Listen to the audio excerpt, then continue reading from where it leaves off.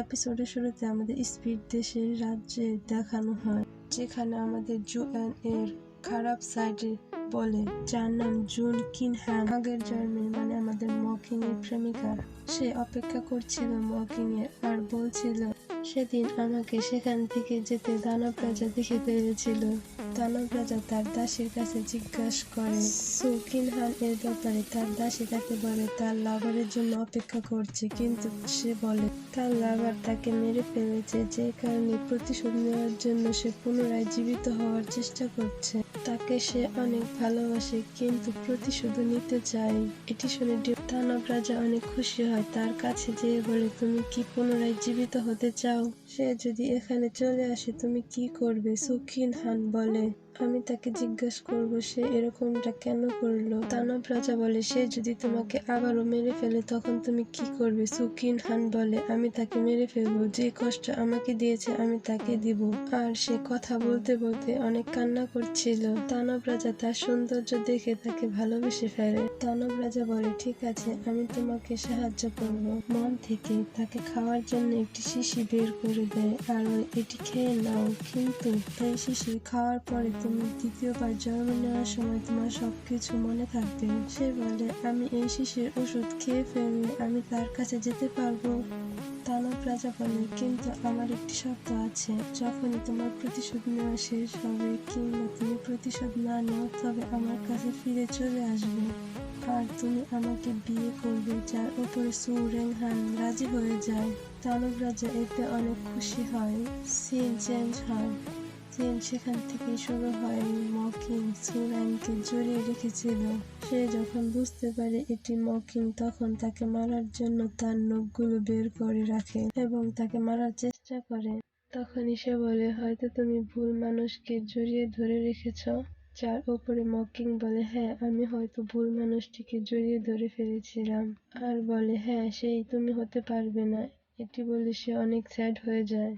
সু কিনহ্যামকে বলে সু রেন এবং সু কিনহ্যাম দুজনে একই, কিন্তু তাদের মনের ভেতরে দুটি দিক একসাথে কাজ করে। তার মনের ভালো মন্দ দুটি দিকে তার সাথে কথা বলে। মন্দটি বলে তুমি মনে ভুলে যেও না যে তুমি এখানে প্রতিশোধ নেওয়ার জন্য এসেছো। ভালোটি বলে তার সাথে রয়েছে এটুই যথেষ্ট। কিছুক্ষণ পরের সিন দেখানো হয় মকিং যে কিনা আরাম করে শুয়ে রয়েছে এবং কিছুক্ষণ পরে তার কাছে সু রেন চলে আসে। সে মকিং এর কাছে যেয়ে শুয়ে থাকে আর ভাবতে থাকে ফাইনালি আমি তোমার সাথে আছি, এইটুকুই আমার জন্য যথেষ্ট। তার কিছুক্ষণ পরে সু ইয়ানের স্বপ্নে দানব রাজা তাকে ডাকে আর সু ইয়ান স্বপ্নে দানব রাজাকে দেখে অনেক ভয় পেতে শুরু করে। সু ইয়ান আর ভাবতে থাকে দানব রাজা আমার স্বপ্নে এসে আমাকে ডাকছে, কিন্তু আমার কোনো অনুমতি নেয়নি। সু ইয়ানের ভালো দিক বলে চিন্তা কর না, দানব রাজা তোমাকে কিছুই করবে না। দানব রাজার দাসীরা এসে মনে করে সে দানব রাজার ওয়াইফ। তারা বলছে আপনি আসেন আমাদের সাথে দানব রাজার সাথে দেখা করবেন। সু ইয়ান অনেক রেগে যায় আর বলে তুমি কেন মনে করছো আমি দানব রাজার ওয়াইফ? তাকে দেখে যে মেয়েদের সাথে সে ছিল তাদেরকে চলে যেতে বলে, তার সাথে ভালোবেসে তার দিকে হাতটি বাড়িয়ে দেয়। সু ইয়ানও তার হাতটি দিয়ে দেয়। দেখে মনে হচ্ছিল তার কোলেই পড়ে যাবে, কিন্তু সু ইয়ান তার হাতটি সরিয়ে নেয় আর পাশে বসে পড়ে আর বলে তোমার নোংরা হাত দিয়ে আমাকে স্পর্শ করবে না, সেই হাত দিয়ে তুমি অন্য সমস্ত মেয়েদের স্পর্শ করো। দানব রাজা হেসে বলে তুমি কি জেলাস ফিল করছো? সু ইয়ান বলে এত রাত্রে আমাকে এইটুকু বলার জন্য ডেকেছো? দানব রাজা বলে তুমি আমাকে যে প্রতিশ্রুতি করেছিলে তা কি তোমার মনে আছে? সু ইয়ান বলে তাকে কোনো চিন্তা করতে হবে না, তার প্রতিশ্রুতি তার মনে আছে, সে তার প্রতিশ্রুতি অবশ্যই রাখবে, আপনাকে কোনো চিন্তা করার প্রয়োজন নেই। তার চুল ধরে বলে তাহলে তো তুমি সারা জীবন আমারই হয়ে থাকবে তাই না? সু ইয়ান চিল্লিয়ে বলে কি উটকো ঝামেলা, আমার সাথে এরকম কেন হয়? দানব রাজা বলে তুমি তোমার ভালোবাসাকে যদি মাফ করে দাও আর যদি তার উপর কোনো প্রতিশোধ নাও আর যদি তোমার জন্য তার উপর কোনো সাধারণ ফিলিংস থাকে তাহলে তো তুমি সারা জীবনের জন্য আমারই হয়ে যাবে। সু ইয়ান অনেক রেগে গিয়ে বলে তার করা প্রতিশ্রুতি তার মনে থাকে। থাকবে। সুরেন ইয়ান বলে, আর কোনো কথা না থাকলে আমি এখান থেকে চলে যেতে চাইবো। থানব রাজা তার দিকে তাকিয়ে থাকে।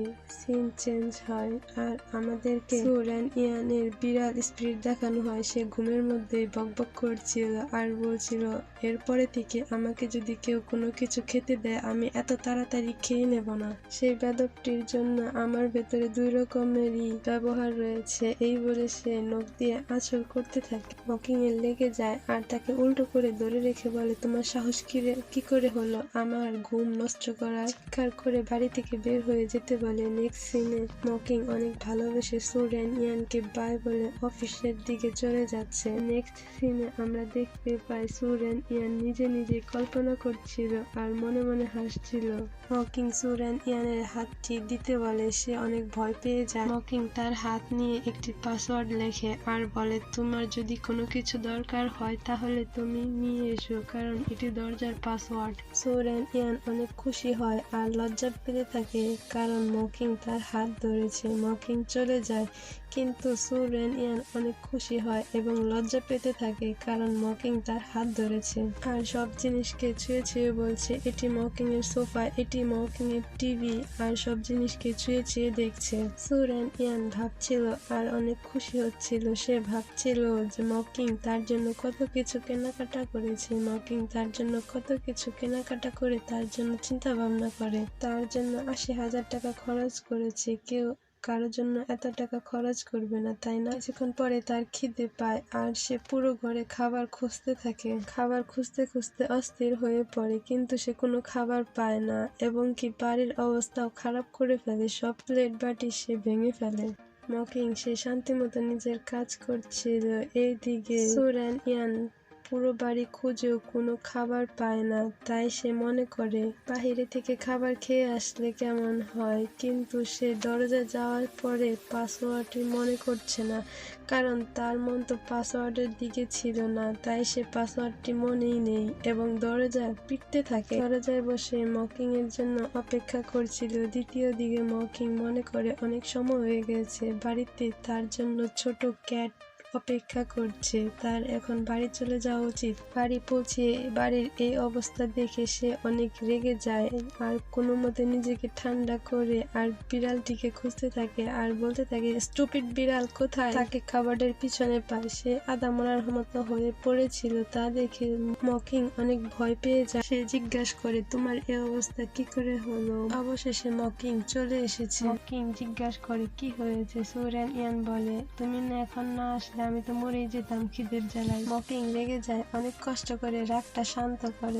আর মনকে সান্ত্বনা দেয়। এটি একটি স্টুপিড বিড়াল, তার কাজকর্মে রাগ করলে চলবে না। মকিং বলে, তো আমি তোমাকে পাসওয়ার্ডটি বলে গিয়েছিলাম, তুমি কেন নিয়ে আসলে না খাবার? সে বলে, আমার ভুল, আমি তো পাসওয়ার্ড ভুলেই গিয়েছিলাম। মকিং বলে, তুমি একটা স্টুপিড বিড়াল, তোমার আগে কোনো দিনও আমি কোনো স্টুপিড বিড়ালকে দেখিনি। মকিং বলে, তুমি তো আমাকে ফোন করতে পারতে। সুরেন ইয়ান বলে, তুমি তো আমাকে তোমার নাম্বার দেয়নি। মকিং বলে, তুমি দুনিয়ার সব থেকে বোকা একটি স্পিরিট যার সাথে আমার লাইফে প্রথম দেখা হয়েছে। মকিং বলে, তুমি তোমার লেজ আর কান লুকিয়ে রাখো। সুরেন ইয়ান বলে, আমরা কি ক্যান্ডেল এন্ড ডিনারে যাচ্ছি? আমরা কি বাহিরে যাচ্ছি? আমরা কি ডেটে যাচ্ছি? আর খুশিতে নাচতে থাকে। মকিং তাকে ভয় দেখিয়ে বলে, এটি কোনো ডিনার, ক্যান্ডেল লাইন ডিনার কিংবা ডেট কিছুই নয়।